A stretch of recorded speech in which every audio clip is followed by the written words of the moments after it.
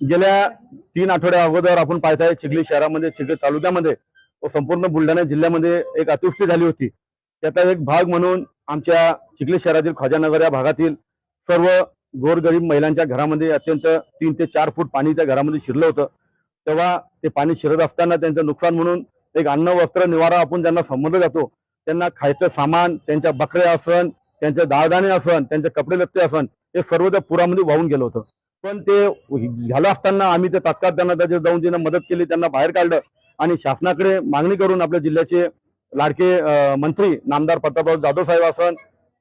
संबंधित या विभागाच्या आमदार साहेब असन यांनी त्यांचा पंचनामा तहसीलदाराला करून ते पंचनामा करून या गोरगरीब मावल्यांना, माझ्या सर्व मुस्लिम महिलांना, आमच्या चिखली शहराचे अल्पसंख्याक विभागाचे सादिकभाई असन, आमचे बाबूभाई असन, आमचा साहिल असन यांनी घरोघरी जाऊन त्यांचे डॉक्युमेंट जमा केले व यांना मदत कशी मिळता येईल यांचा प्रयत्न केला। आणि शासनाने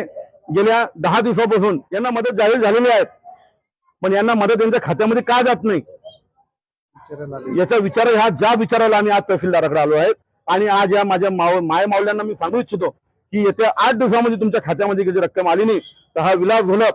म्हणजे जातीपातीचं राजकारण कधी करत नाही। ते गोरगरिबासाठी आमची शिवसेना लढते बाळासाहेबांच्या शिकवणीप्रमाणे 80% समाजकारण व 20% राजकारण याप्रमाणे या मुस्लिम महिलांना न्याय दिल्याशिवाय येत्या 8 दिवसामध्ये न्याय भेटणार नाही, मी स्वस्त बसणार नाही। आणि या अधिकाऱ्यांना येत्या 8 दिवसामध्ये कधी यांच्या घरामध्ये दाळ दाण्याची व्यवस्था नाही झाली तर यांना खुर्चीवर बसू देणार नाही, हा विचार विलास गोलप शिवसेनेच्या वतीने देत आहे।